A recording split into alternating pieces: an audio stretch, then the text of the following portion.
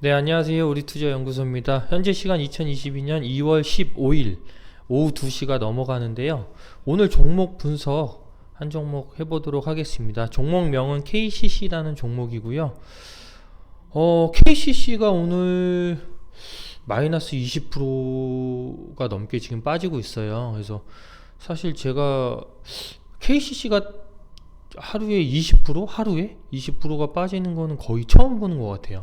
그래서 오늘 종목에 대해서 한번 무슨 일이 있었는지 한번 알아보도록 하겠습니다. 자, 발행주는 880만 주 정도 되고요.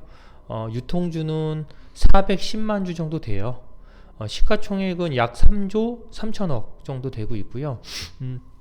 KCC 같은 경우는 국내 최대의 건축 자재 산업을 영위를 하고 있습니다. 좀 두 가지로 나눠질 수 있는데 건자재 부분이 있고요. PVC나 석고보드 등을 이제 하고 있고 사업을 하고 있고요. 도료 같은 경우는 선박용이나 자동차용 도료로 구분을 할 수 있습니다. 건축자재 내장재 및 보온 단열재 대부분 품목에서 동종업계에서 선두 위치를 확보하고 있는 기업이에요. 이제 특이사항 같은 경우로 좀 살펴보면 삼성물산의 지분을 9.1% 정도 보유하고 있고요. 한국조선해양 지분도 6.6% 정도 보유하고 있어요. 자, 이게 왜 좀 중요하냐 하면 얘가 지금 시가총액이 3조 정도 되잖아요. 3조 조금 넘거든요. 근데 삼성물산 같은 경우는 예를 들어서 볼게요. 자, 삼성물산을 보면 삼성물산의 그 시가총액이 20조가 넘어요. 20조. 예, 그 중에서 이제 9%가 넘게 가지고 있으니까 약 2조 정도, 그렇죠? 그러니까 삼성물산이 시가총액이 20조가 넘는데 그 중에 이제 지분을 9. 몇 프로 갖고 있으니까 한 10%라고 가정을 하면 20조에 10%니까 2조 정도, 2조 정도의 시가총액에 해당되는 지분을 가지고 있는 거예요, 그렇죠? 그 다음에 한국조선해양 같은 경우는 이제 시가총액이 5조 7천억, 그러니까 6조 정도 돼요. 6조 대략. 근데 그 중에 6%, 66은 36, 한 3천억 이상 되는 또 지분을 가지고 있는 거예요. KCC가.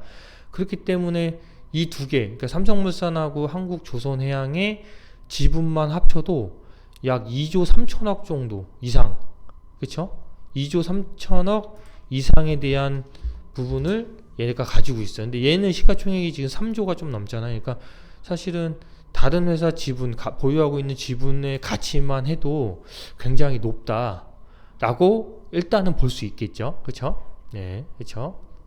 이 기업이 일단 돈을 벌고 안 벌고 그걸 떠나서 삼성물산이나 한국조선해양의 지분을 합쳐서 한 2조 3, 4천억 정도 해당되는 부분을 가지고 있다라는 부분을 일단은 알고 계시면 좋을 것 같고요. 그리고 요번에 이제 KCC 같은 경우는 2021년 연말 배당을 주당 6,000원을 이제 주기로 그렇게 발표를 했어요. 얘가 이제 한 30만 원 정도 되잖아요. 그쵸? 한 주에. 그러니까 시가 배당률 따지면 한 2% 정도, 1.9에서 2% 정도에 해당되는 거를 또 배당을 주기로 이렇게 공시가 나와 있습니다. 자, 오늘 근데 갑자기 20%가 넘게 지금 하락을 계속 하고 있거든요. 근데 하락 이유가 21년도, 그러니까 작년이죠. 4분기 영업이익 어닝 쇼크 소식의 급락이라고 이렇게 나왔어요. 근데 이게 참 좀 아이러니한 게, 일단은 좀 상세하게 한번 설명을 한번 해드릴게요. 자, 일단 4분기 예상 컨센서스는 영업이익이 한 1,500억 정도 할 것이다 라고 이제 예상을 했었거든요. 근데 683억, 700억도 안 돼요. 절반도 못한 거죠. 그래서 어닝 쇼크 소식 때문에 오늘 급락이 나오는 거예요. 근데 이제 보면 이제 물론 이제 4분기 때 이제 조금 저조하기는 했어요. 그쵸? 근데 또 작년 4분기보다는 매출이나 영업이익이 또 좋아요. 그리고 작년 1년을 보더라도 보세요. 1년치를 보면 매출액이 16년도에 뭐 3조 4천, 3조 8천, 3조 2조, 작년에 5조. 근데 재작년에 5조, 근데 작년에 5조 8천억. 그러니까 사실은 역대급 실적이에요. 그리고 영업이익도 뭐 3천억, 3천억, 2천억, 1천억, 1천억 하다가 3,800억. 그러니까 제일 높아요, 사실. 그렇죠? 물론 이제 당기순이익이 적자 전환을 했지만, 근데 이게 이 정도로 빠질 정도로 이게 뭐 그런 건가라는 걸 보면 조금 아이러니하죠, 어떻게 보면. 근데 사실 이제 기술적 분석으로 들어가면 또 이해가 돼요. 자, 일단은 재무제표적으로 보면 엄청난 적자가 됐거나 뭐 재작년보다 뭐 못했거나 이런 게 아니에요. 사실은 매출도 높고 영업이익도 되게 높아요. 사실은 뭐 당기순이익은 적자를 했지만, 그렇죠? 근데 자, 확인을 해보면 차트를 한번 볼게요. 이제 기술적으로 봤을 때 주봉으로 볼까요? 주봉? 그렇죠?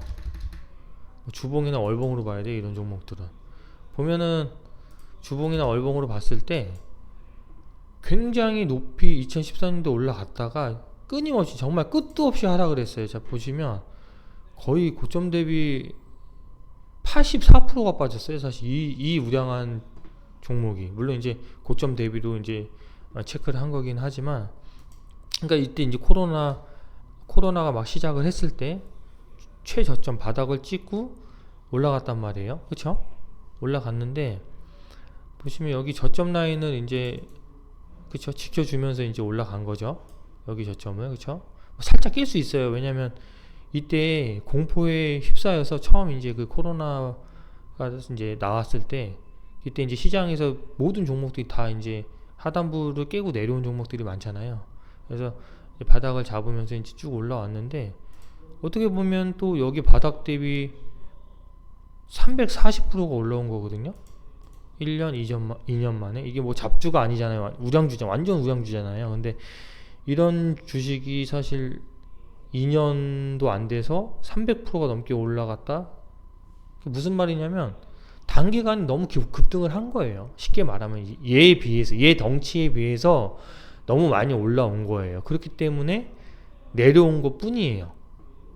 그냥 예를 들어서 컨센서스보다는 물론 좀 낮았죠. 그래서 어닝 쇼크라고 뭐 할 수 있겠죠. 근데 전체적인 이런 재무제표를 확인해 보면 좋아요. 오히려 2018년, 19년, 20년, 뭐 17년보다 오히려 더 좋아요. 매출도 그렇고 영업이익도 그렇고, 그쵸? 근데 배당도 지금 준다고 했고, 근데 주가가 이렇게 시장에서 마이너스 21%가 빠질 정도는 아니라고 생각하거든요. 무슨 말씀을 드리냐면 그냥 위치적으로 내려올 자리예요. 그냥 그렇게 보시면 돼요. 예. 내려올 자리에서 그냥 내려오는 거예요. 여기서 끝도 없이 계속 올라가지는 않아요. 모든 종목들이 이렇게 급등을, 예를 들어 이렇게 올라갔다, 상승을 크게 했다, 그거는 이제 그 앞으로 실적이 좋아질 것이다 라는 기대감으로 먼저 주가가 선반영된 거거든요. 그래서 그 주가에 선반영된 주가가 올라갔는데, 거기에 맞춰서 실적을 하고 있어도, 그 예상치만큼 실적을 하고 있어도 어차피 다시 내려와야 돼요. 내려왔다가 다시 올라가는 거예요. 예. 이걸 좀 이해를 하셔야 돼요. 예. 이게 되게 중요한 포인트거든요. 예. 주가라는 거는 그 매출이나 실적이 좋다고 해도 그 전에 미리 주가가 선반영이 돼서 올라가는 거고, 실제로 올라간 상태에서 매출이나 이익, 이런 실적이 좋다고 해도 계속 올라가는 게 아니라 여기에서 다시 이런 식으로 내려왔다 바닥을 다지고 다시 올라간단 말이에요. 그러니까 얘는 어닝 쇼크라고 이제 뭐 표현을 할 수도 있겠지만, 4분기가 어닝 쇼크라고 안 나왔어도 그냥 내려올 자리예요. 다만 하루에 20%가 빠지진 않았겠죠. 조금씩 내려왔겠죠. 만약에 어닝 쇼크가 아니었으면.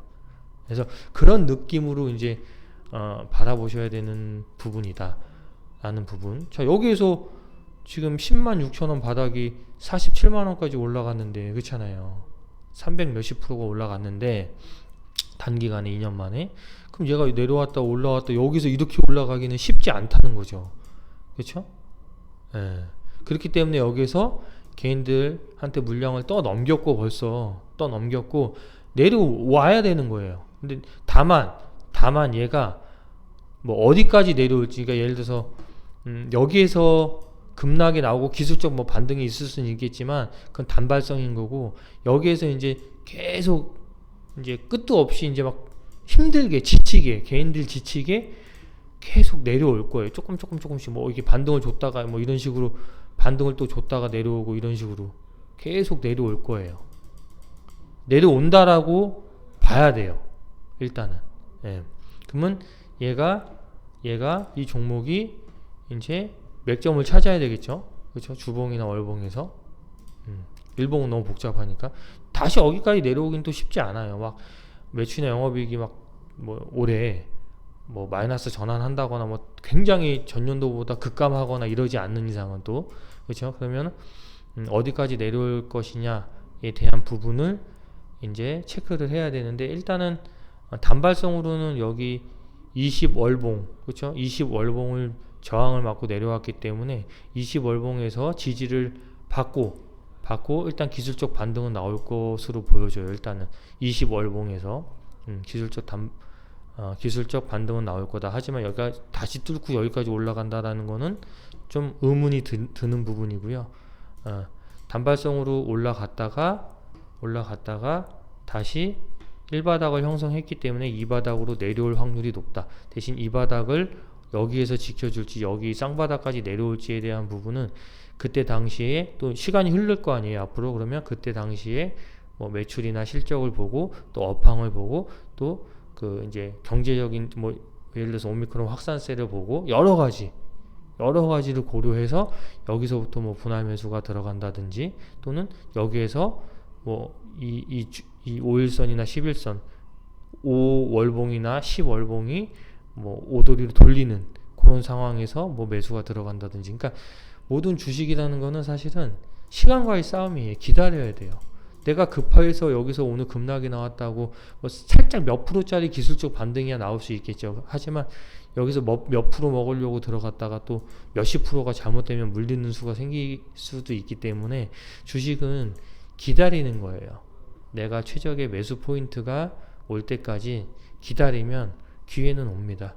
그때 천천히, 특히 이런 우량주들은 막 휙휙 급하게 막 급등을 하는 그런 종목들이 아니기 때문에 천천히 분할 매수를 내가 어디서부터 뭐 예를 들어서 뭐 20만원 밑으로 내려오면 천천히 분할 매수를 하겠다, 진행을 하겠다, 뭐 이런 관점으로 접근을 하면 실패할 확률이 줄어든다는 거죠.